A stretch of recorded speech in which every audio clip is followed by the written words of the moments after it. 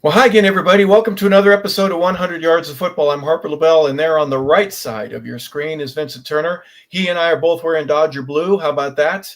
Royal blue for whatever the reason is. And sandwiched in the middle is Brian LeBel.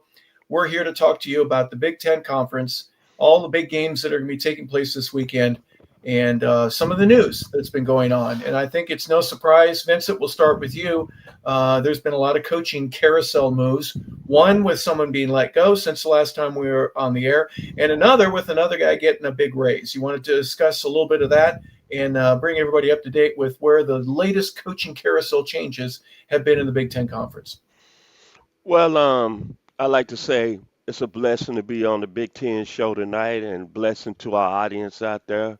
But we all knew what was going to happen last week. I'm just shocked that Penn State lost the football game. So let's don't try to play like we all don't know what's going on. But Penn State, we know if they didn't make it to the college football playoffs that James Franklin wasn't going to survive. Now, I would tell you this. I was surprised that he got fired after the Northwestern game. I thought they would let him play out the season. But it proves to you that when a different era of college football, it's all about winning. And think about this. Coach Franklin wanted a new defensive coordinator. He went out and got the best one allegedly from Ohio State. He got two transfer receivers. In the bottom line, he got four players returning that's going to be high in the NFL draft. Now, on the other end, there's a rich young man down there in Indiana. He's 64 years old, a year behind me. I'm going to call him Kurt C this evening, and I'm going to bow down to him because he's a very rich guy out of Pittsburgh, Pennsylvania. Same neighborhood as John Calipari. I'll call him the Italian Stallion. Indiana, we're not going to say y'all basketball anymore. Bobby No Knight, kidding. you My need to God. move. You need to move out of the way because there's a new king, and it's not basketball. It's football time in Indiana. Back to you, Hart. Yeah, I'm pretty amazed at the number, but Kurt Signetti joins a very rare club, Brian, where during his career at Indiana, I don't know what he got last year. It doesn't matter. His new contract is for $93 million over 8 years. So he will be $100 million man. That's not only great news for him, for his family, but also for his assistant coaches because the money is going to be there. Their athletic director made a statement today when the contract was being put together. Scott Dolson said, "We are all in. Indiana, just $1 million a game, pretty much. Signetti's going to be making a little bit more than 11 million on average. It's a pretty nice place to be, isn't it, in Indiana?" Well, he said you can look me up. All I do is win. So, hey, you know what? He took an interesting path too. The way he left, big Power 5 school. He leaves Alabama. He says, "Hey, I'm going to go to a small school. I'm gonna chisel out a name for myself in the college football world." And you hear the guy talk, and it's been the same way for years. He's very confident in himself. He loves his guys though too. It's very well deserved how he's able to recruit, put everything together. I mean, this team. A couple weeks ago we talked about him kind of flash in a pan, right? And last week was their test. We were kind of looking and saying, okay, this is kind of where the Cinderella run ends, and they dominated in Eugene, and it's just very well deserved. I think there were rumors of maybe Penn State with what they did with Mr. Franklin, and maybe some other schools were kind of throwing their hat in the mix, like, hey, well, we like this guy to be our head coach in Indiana. They put a Listen, Florida fans are saying everybody. Florida fans are saying Lane Kiffin. I've heard every single name, and the only name I haven't heard is Kirby Smart because I hate that guy. But it's just they put those rumors to bed very, very quickly. They took care of their guy. Good for them. Yeah, that's an interesting point too. And Vincent, they signed him up, and they said with the buyout, it's going to be at least $15 million at the end of this year. At December 1st, there was a clause in the contract that his buyout was going to be under $10 million because of the new contract that would be kicking in. I guess there's a couple of reasons, and there's riders, and there's all kinds of really intense legal stuff. But it would have been to the price that I think Penn State probably could afford. So I'm not sure whether this is proactive on Indiana or whether Kurt Signetti and his agent said, "No, we're going to test the waters unless you come up with a deal." But either way, he's very handsomely taken care of for the rest of his life, and at least for the next 8 years on Bloomington soil. I would say this to the Indiana faithful and to your athletic department who was ever behind this deal. Y'all some very smart people. Because if y'all would have let this drag down at the end of the season without re-upping them, boy, he would have had a glory of riches of schools he could have went to. Florida, Penn State, Kentucky is going to be getting rid of their coach. A lot of jobs going to be coming open, my people. And I give Indiana credit. As I'm going to say it again, we're not talking about Bobby Knight no more. It's a new king in town in Bloomington, Indiana. It's not basketball no more. It's football. Back to Yeah. you, Harp. Yeah. And Brian, you got to watch that game in Eugene last week. I wasn't home yet from the game I was doing. What was it that impressed you most? Is it just the teamwork? Were they faster than you thought? Were they bigger up front than you thought? Were there skill positions? I think there's a little bit of everything. But what was most impressive? Because I've heard more than one analyst say that Indiana's for real. Well, we've talked about Indiana for a while. They passed the test in numerous different ways. But what was most impressive in your eyes? I mean, realistically, I think it was their defense. Their defense was spectacular. They really kept Oregon in check almost the entirety of the second half. Oregon didn't do much of anything. I think there was you had the pick six in the fourth quarter, but other than that, I mean, they held the Oregon offense to 3 second half points. It was just, it looks like a complete football team because they can run the ball. They got an absolute star at wide receiver. Mendoza's been spectacular at quarterback. It's just, there's nothing about this team I don't like. I don't think they're quite at the talent level Ohio State is at, but I don't think it matters to them. I think they believe they can play with anybody, and you could see that on the field on Saturday because this was a game I don't think many people picked them. They said, okay, like I said, I thought that, all right, the Cinderella run is over, kind of get back down to reality. Let's kind of separate because Oregon's a team that we think is, a perennial powerhouse, right? They contend with Ohio State, potentially a national championship in Indiana. They kind of brought Oregon back down to earth instead, which was really interesting to see. Well, they lose on the road at Notre Dame in the playoff last year. They're halfway through this year. Cignetti's only lost 2 games. I was thinking that you were going to say something about Oregon's speed, especially with their wide receivers and their running backs, is above average. And then for the defense to be able to run with them and slow them down and keep them to, one of the lowest point totals they've had in years. That to me is what I'm kind of wondering. They can match up with just about anybody. They're big where they need to be big. They're fast where they need to be fast. Their skill position are as good as anybody out there. We just don't know much about them because it's Indiana football, not basketball, as Vincent has said. Yeah. So really, it's just everything seems to be clicking.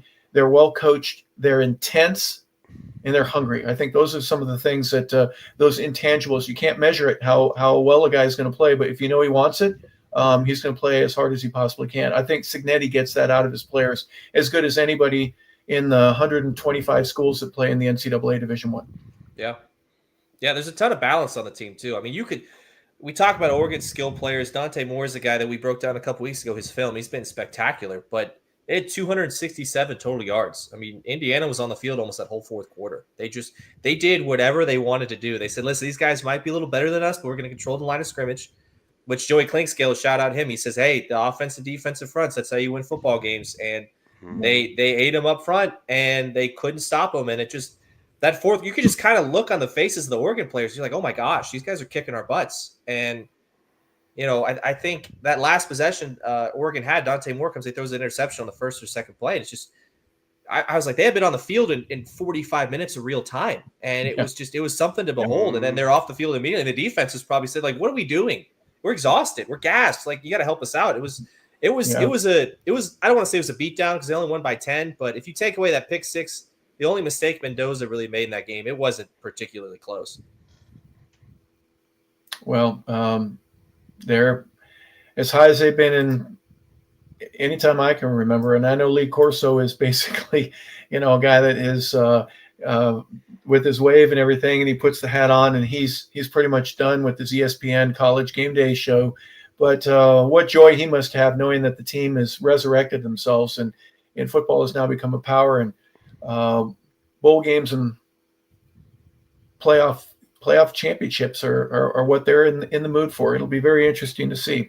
All right, guys, let's take a look at the action. We're going to start here first game this week will be tomorrow night's game, where guess who gets welcomed into the top 25? The Nebraska Cornhuskers. They're 5-1. They're 2-1 in the conference.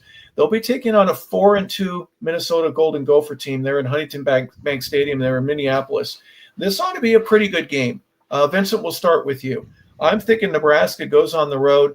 I won't call it an upset, beating a 4-2 team, but Nebraska's played very well, and Matt Rule is trying to make some things happen there and get them back to where they need to be. Give me your thoughts here on this first game. Again, it's Friday night. It'll be at 8 o'clock on Fox. Huge playoff game for the Nebraska Cornhuskers. They got to keep winning because they want to keep in the mix of them making the college football playoffs and challenging for the Big Ten. To me, it's all about their quarterback, Dylan Raiola. He's played pretty well this year and got him to a spot that we kind of figured Nebraska, when him coming on as a true freshman last year, they was going to get here. Now, I would say this. Minnesota's playing with house money. I still believe in Drake Lindsey. I think he's a very good quarterback. In Minnesota, in a game like this, they're going to be very tough on their home field. But I want to also say this as I give it back to you. Matt Rule, now you can concentrate on the Cornhuskers because last week you was lobbying for that Penn State job, my brother. Back to you, Hop. Yeah. Well, he still may get it, right? Penn State hasn't solved their problem. They still have Terry Smith. I believe it's officially an interim for right now, as an assistant head coach. He's been named there, but we'll get to them in just a couple of minutes. But there's no decision that's been made on that. Brian, what do you think here? First time Nebraska has been in the top 25 this year. It's been a while since they've been there on a consistent level. Good for the Cornhuskers, but you better go out there and get yourself a win instead of rolling over and getting your second loss and really taking yourself out of not only the top 25 but the playoff hunt. Well, I think this is a top 25 team, but the way the Big Ten is shaped up so far this year, there's 7 teams with 5 or more wins right now, right? So I think the AP people and the people that are putting the polls together to see what's what are kind of feeling out and waiting for the dust to settle with the Big Ten and kind of wait for conference play to start, which we've had, right? And you see the really good teams kind of separate themselves. But I think if, like Vincent said, if Nebraska wants to keep pace to the Big Ten and maybe even sniff a playoff spot, this is kind of a must-win game. I think realistically, if you're in this boat where you have 5 or 6 wins right now, most of your games coming up are must-win games to keep pace. But, Raiola's playing good football. Minnesota's a lower middle of the pack team. They don't do a ton really, really well. The defense is decent as far as points for, right? They bend, but they don't break. But, there's nothing too spectacular. Lindsey's pretty good at quarterback. The run game hasn't been that great. Nebraska's got more talent, and if they want to be a force in the Big Ten, I think this is a game they got to win. 6 teams in the conference have 2 wins and 1 loss. Nebraska being one of them and Minnesota being the other, right? There's 4 others. This has a lot of implications for both schools. It ought to be a great game. Again, this is tomorrow night, folks. This is not a Saturday game. This is a Friday evening game at 8 o'clock there, as I mentioned, on Fox. And I specifically, I don't want to see a game this big going into the high school space, but you know what? I don't control the scheduling, but this ought to be a good football game regardless. Here's another one. Very quietly, very silently, the Washington Huskies. They're 5-1. They're also 2-1 in the conference. This is the early Saturday game. This is on Fox as well. 12 o'clock kick. They go to the Big House in Ann Arbor. Michigan is 4-2. They're 2-1 in the conference, so both teams are 2-1. They desperately need a win. Washington, in my opinion, it would be a bigger accomplishment for them to go into Ann Arbor. But Washington can throw the ball where Michigan's still struggling with that. Brian, I'll start with you. You've seen Michigan play. You watched him last week against USC. Give me your thoughts here on the Wolverines. Well, look, I know he's young, but Bryce Underwood so far has been kind of underwhelming. I know the staple of this team is we're going to run the ball and play defense, but a penalty or something like that where they get off schedule and they get in a 2nd and long or a 3rd and long. And the reason why you bring in a kid like Bryce is because you want to be able to make those plays and kind of flip it around and, give you more potency on offense. And I just haven't really seen it so far. He hasn't been bad, but it's just nothing flashy. They haven't scored a ton of points. And realistically, I mean, they look kind of outmanned against the Trojans last week. So it's just, they're at home. It's big noon. I think for that reason, it's an early game for Washington. So Michigan should be at an advantage. But On the flip side, the Huskies, man, they got a chance to keep pace in the conference as well. This is a big game for them. I think the winner of this game kind of keeps rolling. I don't think Michigan's a playoff team. Washington could be, depending on if they can kind of win out or not. But I think we've said it every single week is I need to see a little bit more from needs a little bit more from Bryce Underwood. Jamin Williams Jr. for Washington's been very, very good. I kind of see him playing like I would like to see Bryce Underwood playing, but they're a young team. We knew this was going to be a struggle year for them. They're trying to get a little bit better. They're banged up a little bit with their running back core, but I think this is a winnable game for them. I think, Vincent, that I agree with Brian, but Jed Fish, the head coach here at Washington, kind of tuck your tail a little bit with a home loss against Ohio State. And I guess when you watch film on that and you say to yourself, all right, we could have done this a little bit better. We could have done that a little bit better. Guys, what the heck? We got nothing to lose now. We went against the number one team in the country. We don't play anyone that's even close to number one in the country for quite a while. So let's go out there and just dominate and play the best that we can. Is that the way that you regain the locker room and get yourself ready to play and really try to do everything that you can to stay at pace with, even though you got one loss, to try to get up to where Oregon is, up to where Indiana is, and up to obviously where Ohio State is? You're still in the mix.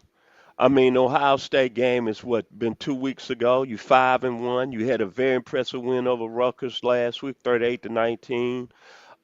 Your all-star receiver Desmond Boston came alive. Yeah. Hey, the Huskies are playing with house money, and this is a winnable game. And I got to piggyback off what Brian just said. I'm really surprised Bryce Underwood has not played consistent up to the five-star level. I'm trying to figure out, is it the coaching? Is it just the team in general? Because last week against SC, I watched a lot of that game, and Michigan defense was really playing real well. They was going toe to toe until they just could not hold on to a very explosive USC offense. But Michigan should have made some plays in that game. And I'm just saying to myself, what is going on with Bryce Underwood? Because Michigan looked like the same team that played Oklahoma in that Oklahoma game, how they lost the game. But getting back to Washington, I think Washington playing with house money. I'm sitting at 5-1. This is a huge football game for us. We win this, we're in the mix. We're in the mix for maybe a college football playoff. So this is going to be a real huge game. And if Washington wins, we're going to be talking about the Huskies and one Mr. Dave Hoffman will be returning next week, the 1991 national champion Husky. Back to you, Hart. Yeah, Dave, get on back here. We've been doing this a couple weeks without you. We need you, especially right now, as well as the dog's been playing. So again, 5-1 against 4-2. That's Washington at Michigan at the Big House there in Ann Arbor. Next game that we're going to look at here, Purdue at 2-4 against Northwestern 4-2. Guys, under normal circumstances, we're not going to talk about this one at all, but at Northwestern Medicine Field there at Martin Stadium in Evansville, don't you just want to go and say, hey, you are the guys that got James Franklin fired with that pretty cool win that you had last week? Go Cats! You know, what are your thoughts there? Maybe that's the wrong motivation, but they pulled an upset. No one expected them to go into Penn State, especially at the beginning of this year. That was going to be written off with a big little circle, big circle, not a little circle, a big circle about Penn State going, yeah, that's a win. There's no doubt we're going to get that at home. Guess what happened? Penn State wasn't ready to make the call, and Northwestern got in there, and they stole them one. Good for Northwestern. When you look at this football game and Mr. Franklin got fired, and I don't want to start anything this evening, but see, my beautiful lead host is the color analysis for Georgia State. And he told me something about Mr. Franklin early in the year that he really didn't too much like Mr. Franklin when Mr. Franklin was the head coach of Vanderbilt. And I was shocked, but I had to laugh when Mr. Franklin kicked the field goal and they was kind of beating Georgia State real bad. And I thought about that last week when I heard that Northwestern had upset Penn State. And it's like my mother always said, the great Inez Turner. What comes around goes around. And Penn State losing that game, it was a 22-point favorite, if I'm correct? They was favored like 20 points. And to be honest, I still can't believe they won the football game. But you know what? Kudos to Preston Stone and the Northwestern Wildcats. All I can Yep. say is this: Go Cats. Go Cats, Back to you, go. Hop. Yeah. Now, just for clarification, it was while Coach Franklin, I'll call him Coach Franklin, was at Penn State. And instead of calling him Pretty Boy, like one person on our cast has done, I'm Yes, just going to sir. I'll call him Iceman. And for that, you can earn my respect or you can lose it. It depends on what you do. And, just one of those things. Didn't need to do it. You're up by 55 points. You don't need to call a timeout, but you did. And now you're looking for a job. All right. Your thoughts here on this one. Boilermakers, what are they in the conference right now? I said this. They They're are 2-4. They're 0-3. Yeah. There are 5 teams. There's Michigan State, Penn State, Rutgers. Who would have thought Penn State does not have No a conference win. Purdue and Wisconsin. Let's get out of that if I'm a Boilermaker. Come on, man. Get in the club and let's start winning some ball games. Well, this is a game Purdue. We talked about Penn State had this kind of last week circled as a win. This is a game Purdue probably had circled as, hey, we could steal this one, right? This is one of the conference wins we can actually, or one of the conference games that we actually feel like we could win. But all of a sudden, if Northwestern wins this game, they're 5-2, and they're right in the mix of things of the Big Ten. So, listen, I don't think Northwestern's a playoff team. I don't think, if I was a betting man, I'd say they're probably not going to be in Indianapolis, come mid-December. But this is a team that's playing good football. Obviously, the mindset is great there because they went into that game against Penn State last week with all the confidence in the world, thinking they could win. Right? They saw a reeling team and said we can go in there and steal a game, and they did exactly that.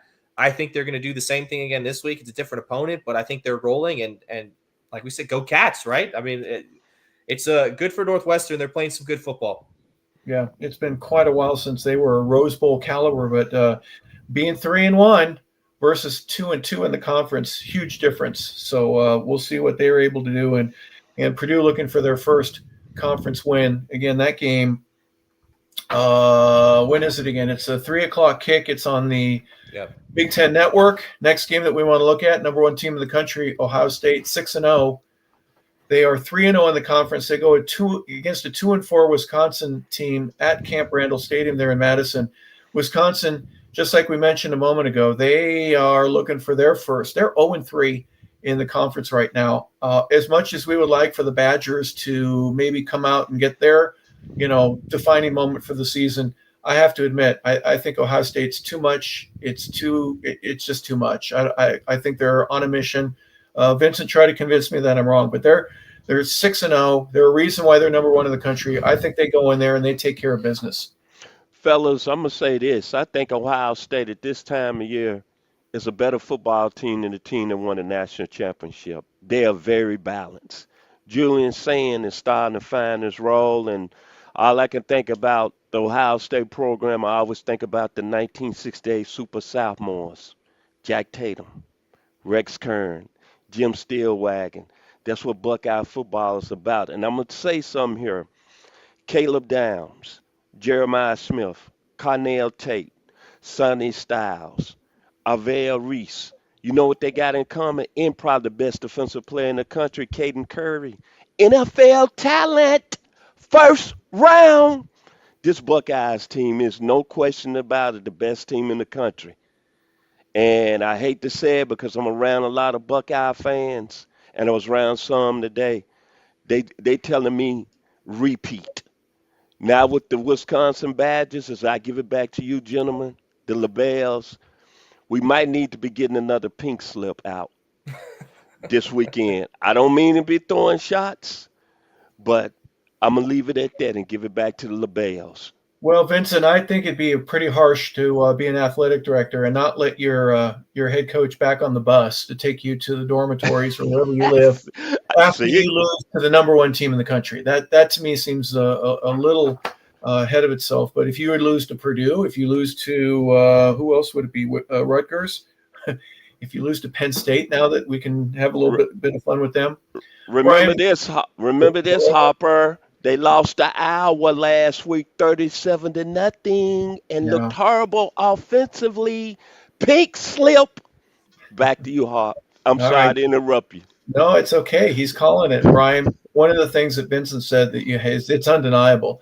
They have some of the best players at the position in the entire Yeah. football world right now, collegiately. That's Yes. a pretty nice little resume to be able to say that Ryan Day's done a really good job, not just recruiting, but getting his guys to play on Saturday, so that everybody else that's watching goes, yeah, this guy's a stud. Yeah, you could kind of look at it and pick and choose a position, right, on both sides of the field. And you could argue, hey, this guy might be the best player in the country at his Hmm. position. Wide receiver, running back, go across the offensive line, the defensive front, the linebackers, the secondary. It's really something to behold. I mean, and that's what you do with really good recruiting, right? When you can go get your Yeah, guys and you get the yep, top talent, and then you put them on the field. You got good coaching, which, hey, let's be real. A year ago at this time, we were kind of asking, hey, is Ryan Day safe Yes, at sir. Ohio State? Were we Yep. kind of saying they can't beat Michigan, they can't win the big game? They were close against Georgia a couple years ago, but this is a team that's really, again, a calendar year ago, we were just it's question marks, and now they look unstoppable. They look better than they did last year. Brian, So Brian, Brian. Last year at this point, it was about this time they lose at Oregon, and I'm yeah, thinking, Hmm. was Ryan Day expecting a brick to go through his front windowsill, and someone to, to say with a note that says, "Coach, get out of town"? well, they were almost left out of the playoff. They were Hmm. a bubble team, going to college basketball standing. They were very, very close to being left out of the dance, and just the turnaround. It's been spectacular. Ryan Day goes from being maybe unemployed to being one of the best coaches of football. I think Wisconsin, you gotta at least keep it close, right? This is a game that I don't think you're expected to win. I mean, if you do, it'd probably be one of the biggest wins in program history. But realistically, I think you just got to keep it as close as you can and salvage, the whatever little bit of standing this coaching staff has as far as the fans and the program and everybody up in the athletic department. Yeah, I still think it'd be a little early if you let him go or let anyone go after a loss to the number one team in the country. But if it's an embarrassing, if they score 60, 70 points, if Ohio State really does something like that. And one other thing, I still find it's hilarious to me that there are some fans in Ohio that would rather beat Michigan but not play in the playoff than lose to Michigan and win the national championship. It just boggles my mind. I get it, but it doesn't make sense to me. Win the national championship. That's if you lose to Michigan and you still win the national championship, that's still a good day. It's a great season, and there are reasons to do it. But there were some folks that were just absolutely out of their minds when they lost last year to the Wolverines. All right, next game we're going to look at here.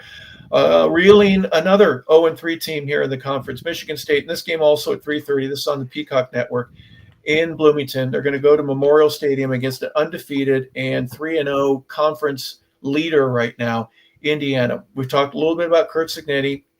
He's got a new contract. Is there anything about this week in Indiana where the players might be going, well, I don't stuff going on. Yeah, they re-signed him, but, or is this just going to be one of those things where they go, okay, we got our coach, we love him, we know he cares deeply about us, and he wants us to be successful. Let's go out there and dominate. Vincent, I'll Uh, start with remember, we had the same type of feeling when they went. They had them three, I want to say, cupcakes at the beginning of the year, and we saw what they did against Illinois, right? you. Yeah, 63-10. Let me put the score out there. I think it's going to be that same type of game. I think Indiana's got something to prove. The coaching got his money.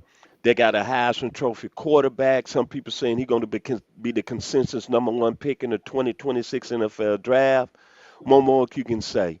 And Bloomington, Indiana is going to be on fire. And they playing the Michigan State team that's reeling right now. Jonathan Smith, you came over from Oregon State. Really, they thought that you would have more Michigan State what Indiana is doing. I don't want to keep saying pink slip tonight here on the Big Ten show, but I'm going to say this. Another pink slip if Michigan State keep falling as they doing. And I'm going to tell you this. I'd be very surprised if Indiana doesn't play well on Saturday. It's Kurt C time. And Brian, one thing, He said he didn't want to mention pink slips, and then he mentions the We've pink mentioned slips. a lot. There's been a lot of pink slips mentioned on this show the last well, couple of weeks, but it's not unwarranted, right? I mean, You listen, got to earn it. you You got to know, earn it. Yeah. it's there's a lot of pink slip caliber coaching in the Big Ten right now. I'll say that. You got the guys on top are loving it. They're all getting paid. They're doing fantastic, and then probably the bottom third of the conference right now is just searching for answers. But Michigan State's a team again. They're not, their talent level isn't bad, but they're searching for answers. They're 2 or 3 scores worse than everybody else in the conference right now, and I don't think their woes go away at any point this week. I don't know if there's a team in the country right now, maybe other than Ohio State we mentioned earlier, who has more momentum right now than Indiana. They're rolling. Everything's going well there. I think those guys, the coaching staff, unfortunately for the rest of the Big Ten, is just kind of beat it into them that, like, hey, you can play with anybody and you guys are just as good as anybody else in the country. They bought in and they believed it, and we're seeing it on the field every Saturday. And unfortunately, the Michigan State faithful is probably going to see the same thing this Saturday. Well, Brian, you said being able to play with anybody. The Illinois, Iowa, Oregon portion of their schedule, where 2 of those 3 teams are ranked pretty high. Illinois was number 9 at the time when they played them. Oregon was number 3. They go into Oregon and they really dominate there. I'll use the word because you beat a number 3 team in the country by 10 points in their building. But here's what they have remaining. With the Michigan State game here that we're talking about, the rest of the schedule for Indiana is UCLA at home, at Maryland, at Penn State, Wisconsin, and at Purdue. If Penn State's able to put something together, they're really the only team that has the type of cachet and the roster size, if you will, the size, the speed, everything, to really be a threat for them. They scored 63 points against the number 9 team in the country. They beat the number 3 team by 10 in their building. This could be a very easy run. Brian, I'll start with you. Before we finish with Indiana, let's just talk about the road ahead. We can do this, right? I think it's a pretty easy path for them to be able to get to the conference championship game. Well, let's just say this. Illinois was the sleeper pick for a lot of people in the Big Ten, right? They were the team. And other than that Indiana game, they've looked very good. So it's just, I think a lot of people, a lot of the voters want to put Illinois back in the conversation, but you can't because they lost by 53 points to these guys. I mean, they looked like they were playing a different sport. It was ridiculous. So they should be just about double-digit favorites in every game going forward, which is crazy to think about. Like if you were an Indiana fan, you said, hey, you guys are going to be 6-0 and you're going to be favored pretty heavily the rest of the way. I think they probably would have asked what I was on at that point, if you would have told them at the beginning of the season. But it's just, hey, shout out Kurt C. He's done a phenomenal job. He's won. That's all he's done is win. And, the Hoosiers are rolling on the gridiron and not on the hardwood, which is interesting to say. Yeah. And Vincent, before we move on, just one other time, you look at those players, and maybe it's hard in practice. Maybe he is one of those guys that is a drill sergeant. But whatever it is, and I've always been around coaches that if you make a mistake, I've been around a few, and they don't correct it, and guess what? It shows up on Saturday or Sunday. When you do correct it, you may have to yell at a player. You may have to get mad at the way things are going right there. You may have to raise your voice a little bit. Say, if you play like this on Saturday, if you're Curt Cignetti, you're not going to play. Whatever it is, but their confidence level as players keeps going up every time because they've seen things that no class, let's say the juniors or the seniors in this year's class, they've never seen it on their time there at campus. And there's been decades where nobody else that's worn a uniform for the Hoosiers has anything close to this. What a builder of young men and confidence building from a football standpoint that Curt Cignetti is going through right now. I appreciate you said that because it was an interesting fact I saw last week after they defeated Oregon. They don't have no 5 stars. Yeah. They don't have no 4 stars. They got 7 3-stars. And he brought, 16 players from James Madison. So, Hop, you ain't seen this up close and personal before we even saw it coming into fruition. When I see that, that's a coach that's coaching. And then he went out with similarly the same roster, and he got one of the best quarterbacks in the portal. But what I'm really impressed with, like you said, Hop, it's the coaching and the development. And obviously, them players are listening to him. Obviously, they respect him. Obviously, they loved him. Because one thing Brian said that people need to understand is, and listen what Brian said, they dominated in the second half. It wasn't even close. Yeah. And they got a defensive touchdown in the fourth quarter. Oregon did. You take that touchdown away, and Indiana probably win that game by 17 points. So, Yeah, other than Oregon's first drive, they didn't do much on offense the whole rest of the game. yes, sir. Yeah. But I like the guy is coaching and he bagging it up. He said, bring all that smoke. And when he does his interviews, he's not smiling. He's telling y'all, I told you. Because, see, last you remember, everybody wanted to punish Indiana about their schedule getting in the playoffs. Then when they lost to Notre Dame, what did they say afterwards? Oh, Indiana should have been not been there. Look at the schedule. I Yeah. told you so. Yeah. But you know what? There's a saying, Casey and the Sunshine Band. Do you wanna party? Back to you, Harper. Bloomington partying. I, yeah, I thought she said, do a little dance, make a little love, get down tonight. Yeah. That's not the same song. We're not going to talk about that one. However, Yes. a 3-star kid that gets told by a top organization of school or whatever, you're not good enough. And then he gets a little bit, he grows a half an inch or two, and then he adds 20 pounds and he takes 2/10 of a second off of his 40 time. That's a dangerous human being right there because he's been told you can't do it. And guess what? Kurt Signetti takes a bunch of those guys and he goes, let's do it over here. Let's go One, play all those 4 and 5 stars and show them what you got. There are some guys that mature a little bit later in their life. He recognizes that in a way that very few people do.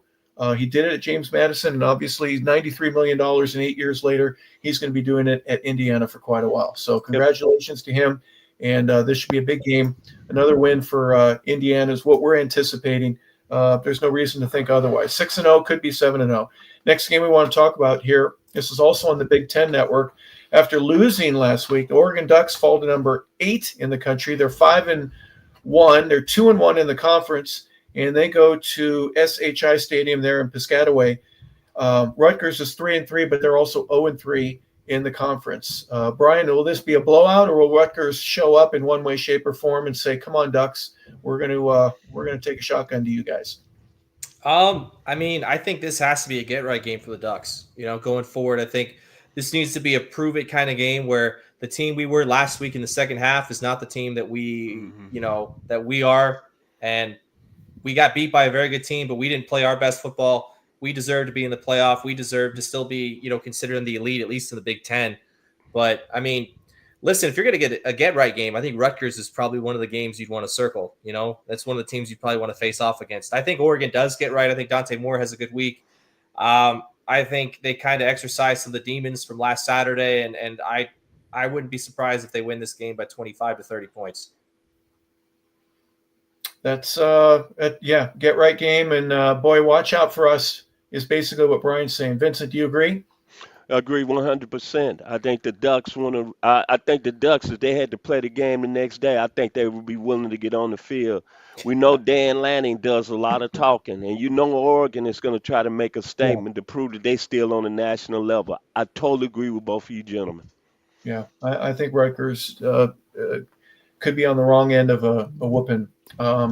They obviously don't hope that it happens there, especially on their own turf. But all indications point to Oregon getting themselves right and doing so in a hurry so they can get back. There's guys from last year's team that were on that Rose Bowl field, and they don't want to ever see anything like that happen again. So We'll see how that turns out. All right, next game that we're going to talk about here, new coach, 3-3. Think about it, 3-3. They were 3-0 just a couple of weeks ago. Penn State, they're 0-3 in the conference. They go to Kinnick Stadium there. Iowa's 4-2, guys. Iowa's one of those teams that's kind of like that middle of the pack there with the Big Ten and the conference, and whether it be Northwestern or Nebraska, you can throw in Michigan right now. They're right there with them. So this ought to be an interesting game. And if I'm an Iowa Hawkeye, I'm saying right now, they're down. I'm going to put my foot on their throat, and I'm not going to let off. We're going to beat them in our building and embarrass them as badly as they've embarrassed us over the past couple of years. Vincent, we'll start with you. What do you think about this one? I think when you look at the circumstances, Iowa's a team that like to run the football. They like to control the clock. Mark Gronkowski has been pretty good as a transfer, I believe, coming from South Dakota State or North Dakota. I'm not for sure. Penn State it's going to be kind of interesting how they respond. A new coach, they've lost their star quarterback in Drew Aller. We don't know if Mr. Smith is coaching to be the next guy. A lot of things surround the Penn State football program right now, and it's going to be an interesting game. I want to see how it really go. But if we're going by past history, I think Al was going to win a close game if Al was able to control the clock because they love to run the football, and we know how Iowa plays when they're at home. Back to you, Hawk. Yeah, they do love to run because what, Brian? They can't pass. They're not very good at that at all. Their numbers are pretty dismal right now. They've got to change now if the wind kicks up or if it's kind of gets a little bit cold or, stuff that you anticipate later on in the season. But it's still warm enough right now. What does Penn State need to do? Give me their look. Do they have to have a players-only meeting where they just have an ability to vent a couple of things? But they got to turn something around. They're too good. It's tough, because it's not just a new coach. It's a new quarterback. It's going to be a whole different style of football going forward. They're going to have to figure some stuff out. They're going to have to do it very, very quickly, right? It's I don't want to say the season's over because they could maybe win out and still sneak into the playoff. But at this stage, I think more so than anything else, you're playing for pride, right? You're kind of playing to convince the next class of recruits coming in, like, hey, listen, we're still Penn State. I know we had a hiccup. We had a bad couple of games, but we're still the school that you guys committed to begin with. We're still the school you guys believed in and the school that you guys wanted to come to. But it's just, it's the Franklin, the last couple weeks, months, whatever you want to say, years. I know they haven't really won a big game in a while, but it is what it is. But it could be a lot worse. And unfortunately, now we're going to find out just really how good this team is, whether they can grit their teeth and still go out there and beat a team which Iowa, which in no way, shape, or form is a bad football team. I mean, so far they've played Indiana closer than anybody. They've been the closest to Indiana as far as anyone in the conference right now, or anyone in the country, that is. So this is not going to be an easy game. I think this is going to be a situation where the Hawkeyes are looking at the Nittany Lions. They kind of see a wounded animal, right? They're kind of hunting them and saying, hey, we got a chance here. But I think you got a lot of talent. There's 5 stars all up and down the roster. It's time to show me something. I got to see something. Show me what we got, and show me maybe if you're an interim head coach here, you get an opportunity to. If Cignetti was their guy, that was rumored. That's no longer the case. Maybe you got an opportunity to win a starting job. So who knows? They lose to Iowa State, does Iowa, in the second game of the season by 3 points, 16-13 at Iowa State. They beat the brakes off of UMass. Their first conference win is against Rutgers. They lose 20-15, as you mentioned, Brian. They beat Wisconsin 37-0 last week. And Vincent, you brought that up earlier from a Wisconsin standpoint. You leave the Badgers reeling. Penn State this week, then Minnesota, then Oregon, then at USC, Michigan State, and then at Nebraska. So 3 of their last 4 games of the season are against ranked opponents, at least teams that are ranked right now. It's not going to get any easier. So I've got to circle this one as, this is a winnable ball game. We may not have thought so even a month ago or even just a couple of weeks ago, but I certainly have changed my mind if I'm an Iowa player. Well, like I said, Iowa, realistically, they're still in the mix. Yeah. I mean, and tomorrow, this is, I want to say, a game that they have to have, a game they should win. They're playing a team that's reeling right now, new head coach, as Brian mentioned, new quarterback. So, I mean, we thinking Iowa cannot throw the football and they only can run it. They still in the mix. And Kirk Ferentz, for some reason, he always has his teams in the mix when they just right there on the borderline. But Iowa's sitting real good where they can make some noise in the Big Ten for the rest of the season. Yeah, they're tied for 4th in the conference right now. It's not easy, but they are tied for 4th. So, again, this game is at 7 o'clock. It's on the Peacock Network. 3-3 Penn State against 4-2 Iowa. This will be another interesting one, too. Opposite records, but trajectory is a very interesting concept when you think about it. Brian, I'll start with you. Maryland at 4-2. They're 1-2 in the conference. They travel out to the Rose Bowl in Pasadena. UCLA, have they turned the tides? Did they just finally figure stuff out, or what is it? They were 0-4 at one point. They're 2-4 right now. They're 2-1 in the conference. Congratulations to the Bruins. They still have a long way to go, but at least they've, in the middle portion of the season where things look their bleakest, they started to turn some stuff around. I'll take responsibility. I think it was 2 Really? weeks ago. I said I don't know if this UCLA team wins another game the rest of Yeah, the year. you did say that. Well, listen, I may take responsibility. Maybe reverse jinx. Maybe the UCLA faithful should be thanking me, right, for turning the season I around. know. But Yeah. it's I saw someone ask, like, hey, the first 3 or 4 weeks of the season, was UCLA even holding practices? Like, what were they doing? Because it's the same roster, right? It's night and day. This team looks like they got a lot of fire. They got a ton of juice. I mean, the offense looks very, very good. I think it might have been a little too late, but this is a team that's still they still are very much looking like they could be bowl eligible here if they can kind of keep rolling the next couple of weeks. Maryland has to go out west. That's always very, very difficult to do, right? That just the traveling with the landscape, what the Big Ten is now, it's just part of it. But I think a lot of teams are still getting used to it. Luckily for them, it's later on in the day. But I just it's going to be real hard. I think it's a 50-50 game. I think Maryland's been decent so far this season. They haven't done anything bad. They're 1-2 in Big Ten play. Other than that, they've been solid. But I think the Bruins could win this game. I think they should win this game at home, and I think they're going to take a lot of momentum. And next week they're going to be looking to maybe against all odds get back to 500. And one of the things about this game, Vincent, it starts at 7:00 Eastern time. Thank goodness it doesn't start any later. That's 4:00 in the afternoon for the local team right there for UCLA. Once it ends, I'm going to give you an hour to get into the locker room and change and do your press conferences and everything, and let the radio team, break down and get on the bus. Another 45 minutes to an hour to get to the airport and on the plane. And then it's a 5 hour. You're not getting home till 6 or 7. You won't be in your dorm till 7:00. It's almost time to wake up. Long trip for the Terps. And I know that the league and the conferences are going to have to figure things out in how they do this. But this is going to be a busy day. You don't want to go out there and get beat. So I think Maryland will have a tremendous amount of focus. They're going to have to basically sacrifice a day of their lives in getting back to normal, to watch film and get themselves ready. But Vincent, this is going to be a very important game for Maryland. They go 5-2, and they put themselves in a position where they haven't been in a very long time. Maybe not since Boomer Esiason's been there, or Frank Reich. Good for Maryland, but they need to win. No question about it. They'll get back in the mix. Mike Loska has done an outstanding job. I really like that freshman quarterback, Malik Washington. But however, Hollywood is back. UCLA, for some reason, and I'm trying to ask myself, remember Deshaun Foster was elected as a coach as assistant. The players wanted him. Yeah. And then coming into the season, they played so horrible as those 4 games. And I'm trying to figure out, when it was on their losing streak, especially the first game against New Mexico, when they ran up, down the field with the football, I said to myself, is them kids listening to Sean Foster? Next game, they played horrible. Then they make the coaching change.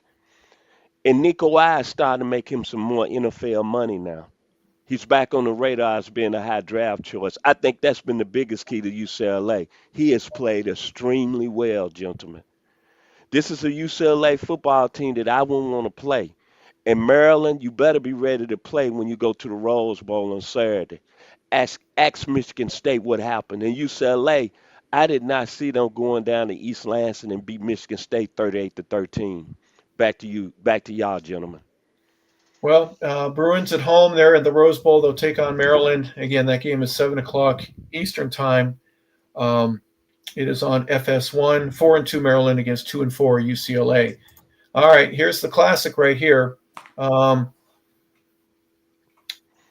Illinois gets the week off. They're the only team in the conference that does, and this is the only non-conference game. USC, in the middle of the season, they always play at Notre Dame. If it's at the end of the year, the game will always be in Southern California. But USC has surprised, I think, quite a few people with being at 5-1 right now. And after 2 losses to Miami and Texas A&M, Brian, we'll start with you. Notre Dame at 4-2. They didn't get bumped out of the top 25, even though they were 0-2. I guess there was a favoritism there. Obviously, 1, because it's Notre Dame, and 2, because, well, you're playing against the number 10 and 16 team in the country, respectively. But the Irish have beaten Purdue, Arkansas, Boise State, and North Carolina State. This will be the first real tough game that they've got since the Texas A&M game. But Boston College, Navy, Pitt, Syracuse, and Stanford there's nothing else waiting for them. If they focus on this, it's an open road for them. They could be 10-2. Yeah, I mean they started off 0-2. They played two tough teams, right? And they kind of hung with Miami. The Hurricanes, who again a lot of people are saying very sneaky, unfortunately like a dark horse team. They're not really. No one's really talking about. We're talking about Ohio State. We're talking about the SEC winner. We're talking about Indiana, but the Hurricanes are right in that mix too. Notre Dame played with them up until the end, but they started 0-2, and we kind of wrote them off, but they haven't lost since. And I think rightfully so. They're back in the top 15, especially if you look at their schedule. For them, though, I think this is a must-win game. I think it's must-win for both teams. I think if you're Lincoln Riley, more so, though, you kind of get the monkey off your back, right? Because they have not played well against Notre Dame in this entire tenure. And you're going to go in a hostile environment against a very good football team. But, we keep hearing this is their best team they've ever had, right? They're very balanced. The quarterback play has been spectacular. They've been able to run the football very, very well for the first time in a while. And the defensive front has been very solid as to add to it. But I think this would be a very good game. I think both teams, if they want to legitimately make the playoff, have to win, maybe a little more so for Notre Dame because they already have the 2 losses, and you can't lose to every ranked team on your schedule, right? You got to beat at least one of them. But I think this would be a good game on Saturday night. I think this might be one of the closest games that SC's had against them since Caleb Williams was there, however many years ago that was. Well, Vincent, the Irish get to host at home. Next week, as I mentioned, they'll be at Boston College. Then they go to Pitt, and then at Stanford. They'll be out in California at the end of the year. Important game for the Irish, obviously. It has playoff implications for them. I don't think at 9-3 they get in, but at 10-2 they're Notre Dame. They'll probably, regardless of how many teams that are out there, Notre Dame should. They always get the automatic bid, don't they? They always get the favoritism, even though they have what I would consider to be a lighter schedule than some of the other opponents that are out there that are going to try to claw their way in. But give me your perspective on the game first. I'm talking too much. Game of the year for Notre Dame. You win this football game, it's a clear path to the college football playoffs. We saw this with their schedule. They lost to 2 highly ranked teams. This is the game they got to have. They win this football game, I don't see them losing another football game. And if they lose this game, then the Heat going to be coming out there down in South Bend on Marcus Freeman. But I would say this, C.J. Carr has played extremely well for him. He's gave him great stability. We talked about Jeremiah Love on the NFL Draft Prospect Show. With consensus, he the best back in the country. This is a huge game for Notre Dame. SC, got to be surprised, and you got to be happy for Lincoln Riley. Like y'all just said, this is the best team he's had at USC, both offensively and defensively. And defensively, they've played real well, and they've got a great, strong running game. But I think the game means more for Notre Dame, simply because we know this. As you just said, Hop, I don't know if a 9-3 football team gets in the playoffs, plain and simple. But if Notre Dame wins this game, that's going to be, to me, a lock for the first college football playoff spot. Back to you, Hart. Yeah, pretty much with the schedule the rest of the year, it'll be very difficult for anybody to say Notre Dame, But remember last year they lost to Northern Illinois, but that was in week 1. A little bit different there. Irish are rolling, and they're much better. I don't know if they'll wear the green jerseys or anything like that. I don't think they'll need to gimmick this game, but watch out for SC. They can do a lot of things. All right, guys, before we go, let's do a real quick follow-up, if you will. I'll give the top 8 or 9 teams, and just give me your perspective. This is where they stand right now. Ohio State and Indiana are both 6-0. They're undefeated. USC, Oregon, Nebraska, and Washington are all at 5-1 right now. A couple teams have 3 conference games. A few have 4, so that's the difference. But Michigan, Northwestern, Iowa, Minnesota, and Maryland are all 4-2. Right now, if you're looking at the upper tier of an 18-team conference, the first 8, 9, 10 teams all have great records, and they're doing everything that you would imagine. Illinois, I'm sorry, I forgot to mention them. They're 5-2 as well, but both of their losses are in the conference right now. They're 2-2. So there's some really good teams in this conference. I know we talk about SEC football a lot, but I think the upper echelon of the Big Ten is comparable to anybody at any time. Brian, we'll end on that note with you. I wouldn't be surprised to see 3 or 4 of these teams in the playoff. Who it is kind of varies week to week, but I think the top of the conference is just too strong based on what I've seen so far this season. There's a lot of really good 1 and 2 loss teams in this conference right now. Yeah. I think you can kind of automatically pencil in. Obviously, you can't. There's still half the season left to go. But Ohio State and Indiana, based on everything we said so far, I think they're going to make it. I think we'll see them in Indianapolis. But everyone else over the next couple weeks, like USC has Notre Dame this week, and then if they can win that game, they got to play. I think Oregon is the last game on their schedule that's really difficult. But Washington's a team, they're right there in the mix. Oregon's still a very formidable team. I think they'll bounce back, but there's a lot of talent in this conference. There's a lot of teams that can make some noise, and that we could be seeing playing in a playoff game here in a couple months. SC goes to Nebraska next, and they just entered the top 25. They are at home against Northwestern. They play Iowa at home. Then they got Oregon. They're in Eugene for that one, and then they end against UCLA. So there's no breather for them anywhere. Vincent, of the teams that I mentioned, I think the only surprise out of what I mentioned a few moments ago with where the standings are is Penn State. So they've taken themselves out of it, but there's some great teams that are part of this conference right now. I know you are very partial to the SEC, but there are some great players that are in Big Ten, and some schools that are still very relevant. As Brian said, there could be 3, maybe even a 4th team out of just this conference that ends up making the playoff this year. Well, I think my personal opinion, from a consensus standpoint, I think we can say Ohio State, Indiana, Oregon can all probably going to get bids. The teams that I think could possibly get that 4th bid, if the Big Ten is awarded that 4th bid, is out of Michigan, Washington, and other school. I'm trying to think of Michigan and Washington, maybe USC. Maryland, USC, right. But right now, I think they got, don't forget Ohio State. Yeah, I'm sorry. Go ahead. yeah. But out of I think really they got 3 good teams that's going to make the playoffs. Again, Ohio State, Indiana, and Oregon, with a possibility of USC, Michigan, and Washington. Maybe Illinois. Or Nebraska. Nebraska. Yeah. Illinois 5-2. Excuse me. All right. Sorry, guys. I interrupted. Go right ahead. Finish up. Well, one thing we know for sure that Indiana, they're not playing basketball no more down in Bloomington. It's all about football, and I'm going to leave it at that this evening. The Hughesers are back. Not Bobby Knight. He might be looking down from the heavens. It's about Kurt C. and them Hughesers, man.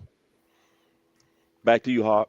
Remember when Lee Majors was a $6 million man and they had the show and they make that noise and he'd run all over the place? Well, Curt Cignetti is the $11.6 million man right now. So he almost doubles with the $6 million man, Lee Majors and Steve Austin. But interesting week. Lots of things happening. We're right about where the middle of the season is. So we're right in the middle of all the action that's taking place, and there's certainly plenty of it. So Ohio State and Indiana are still undefeated there in the Big Ten Conference, and deservedly so. There are plenty of teams that are just a game or 2 away from catching up to them, or at least trying to keep pace. And we'll keep pace with the rest of the action throughout the remainder of the season. We hope that you join us as well. Dave Hoffman, who can't be with us today, we appreciate Dave and all that he's done to make the show what it is. And he should be back, if not next week, at least the week after that. So replacing him, obviously Vincent Turner and Brian LeBel, we appreciate all that they've done as well. So this has been the Big Ten preview for Week 8 in NCAA action. We appreciate everybody being a part of the show. Have a